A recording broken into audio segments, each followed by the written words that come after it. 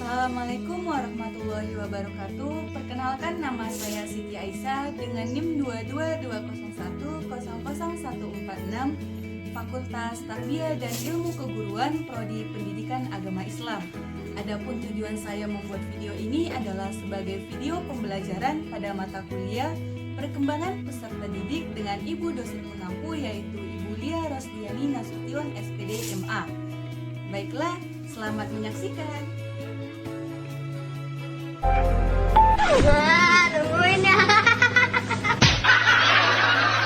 Baiklah, perkembangan moral dan spiritual peserta didik merupakan perkembangan yang berkaitan dengan aturan seperti adat istiadat, kelakuan, tabiat, watak, akhlak yang seharusnya dilakukan dalam berinteraksi yang berlaku dalam kelompok sosial.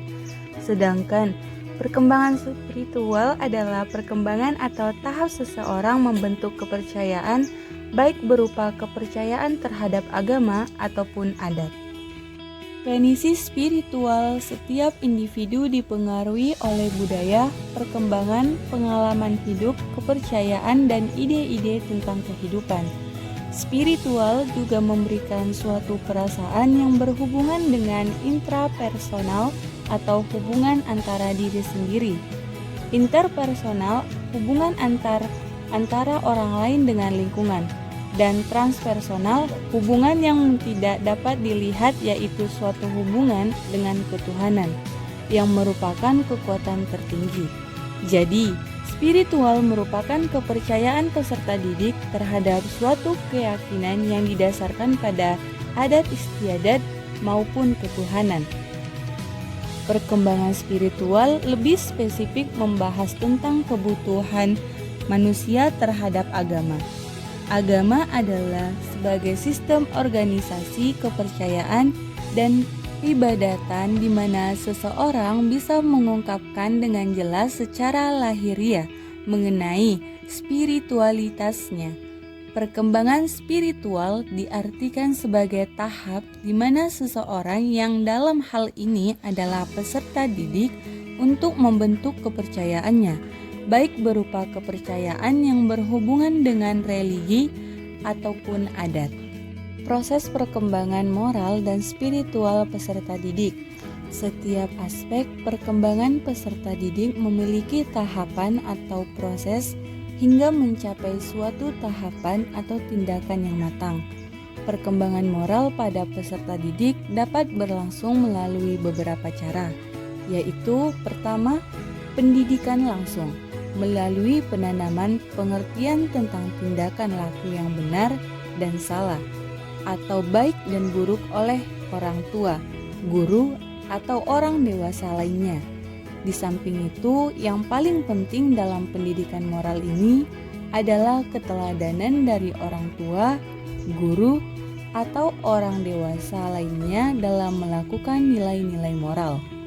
Yang kedua, identifikasi. Dengan cara mengidentifikasi atau meniru penampilan atau tingkah laku moral seseorang yang menjadi idolanya, seperti orang tua, guru, artis, atau orang dewasa lainnya.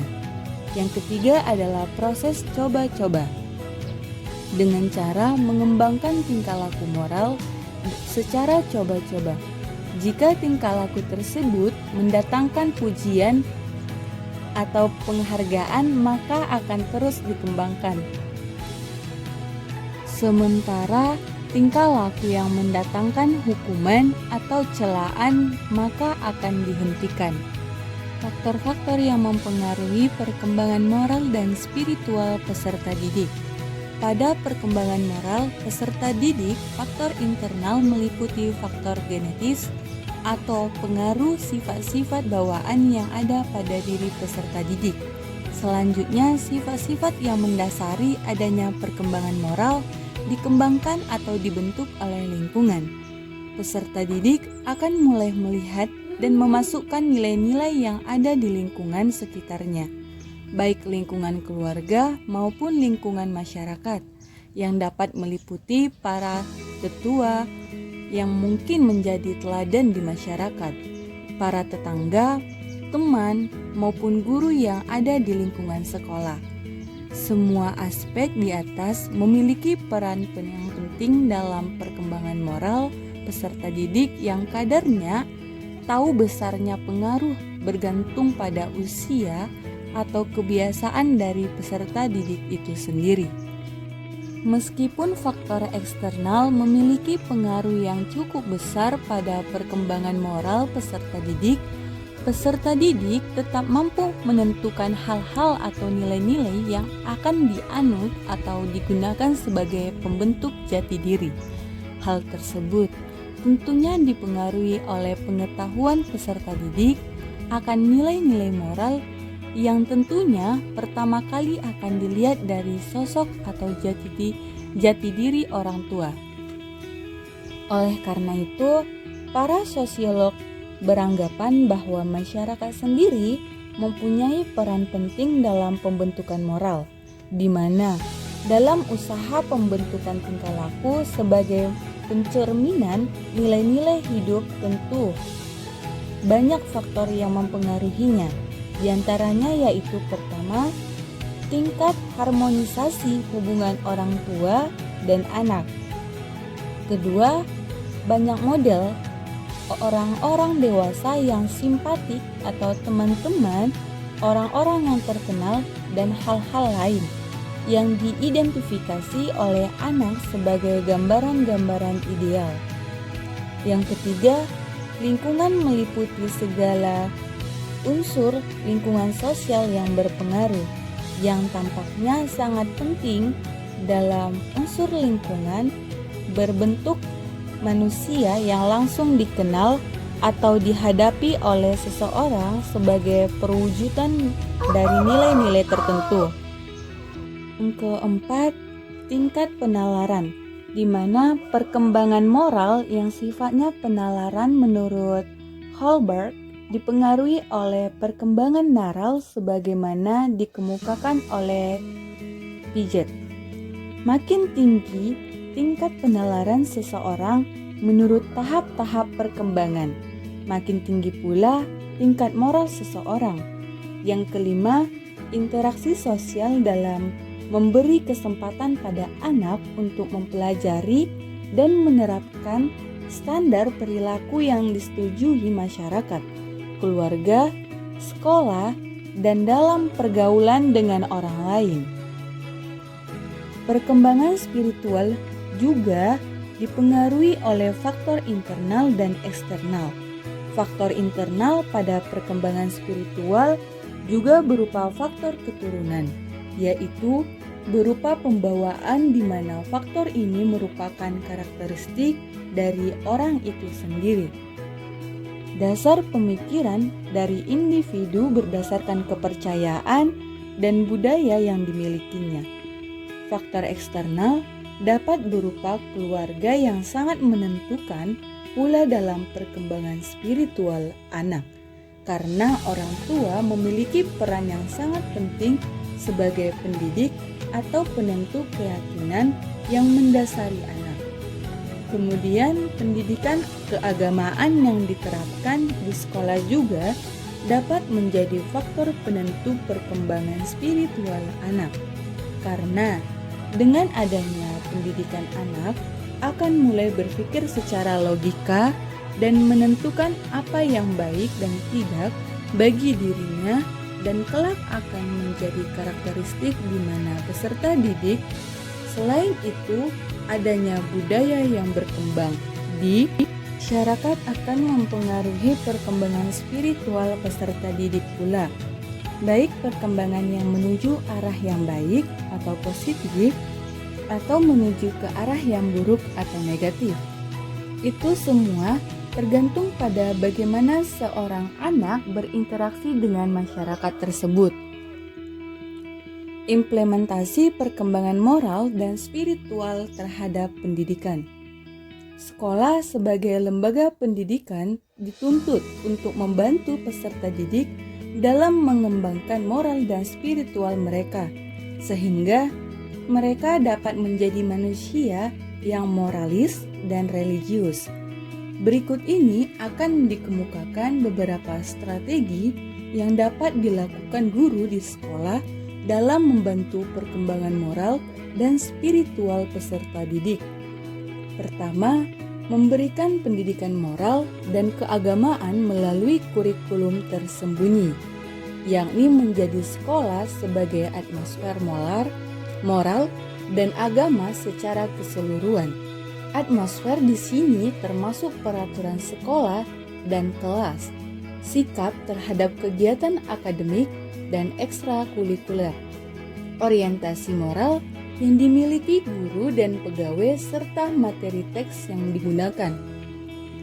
Terutama, guru dalam hal ini harus mampu menjadi model tingkah laku yang mencerminkan nilai-nilai moral dan agama. Tanpa adanya model tingkah laku yang baik dari guru, maka pendidikan moral dan agama yang diberikan di sekolah tidak akan efektif menjadi peserta didik sebagai seorang yang moralis dan religius. Kedua, memberikan pendidikan moral langsung, yakni pendidikan moral dengan nilai dan juga sifat selama jangka waktu tertentu, atau menyatukan nilai-nilai dan sifat-sifat tersebut ke dalam kurikulum. Dalam pendekatan ini, instruksi dalam konsep moral tertentu dapat mengambil bentuk dalam contoh dan definisi, diskusi kelas, dan bermain peran atau memberi reward pada siswa yang berperilaku secara tepat. 3. Memberikan pendekatan moral melalui pendekatan klarifikasi nilai, yaitu pendekatan pendidikan moral tidak langsung berfokus pada upaya membantu siswa untuk memperoleh kejelasan mengenai tujuan hidup mereka dan apa yang berharga untuk dicari. Dalam klarifikasi ini, kepada siswa diberikan pertanyaan atau dilema, dan mereka diharapkan untuk memberikan tanggapan baik secara individual maupun secara kelompok. Tujuannya adalah untuk menolong siswa menentukan nilai mereka sendiri dan menjadi peka terhadap nilai yang dianut oleh orang lain. Yang keempat, menjadi pendidikan wahana yang kondusif bagi peserta didik untuk menghayati agamanya. Tidak hanya sekedar bersifat teoritis, tapi penghayatan yang benar-benar dikonstruksi dari pengalaman keberagamaan. Oleh karena itu, pendidikan agama yang dilangsungkan di sekolah harus lebih menekankan pada penempatan peserta didik untuk mencari pengalaman keberagamaan. Dengan pendekatan demikian, maka yang ditonjolkan dalam pendidikan agama adalah ajaran dasar agama yang syarat dengan nilai-nilai spiritualitas dan moralitas seperti kedamaian dan keadilan. Kelima, membantu peserta didik mengembangkan rasa ketuhanan melalui pendekatan spiritual parenting, seperti memupuk hubungan sadar anak dengan Tuhan melalui doa setiap hari, menanyakan kepada anak bagaimana Tuhan terlibat dalam aktivitasnya sehari-hari, memberikan kesadaran pada anak bahwa Tuhan akan membimbing kita apabila kita meminta, dan menyuruh anak merenungkan bahwa Tuhan itu ada dalam jiwa mereka. Proses perkembangan moral dan spiritual peserta didik. 1. Pendidikan langsung melalui penanaman pengertian tingkah laku yang benar dan salah, atau baik dan buruk oleh orang tua, guru, atau orang dewasa lainnya.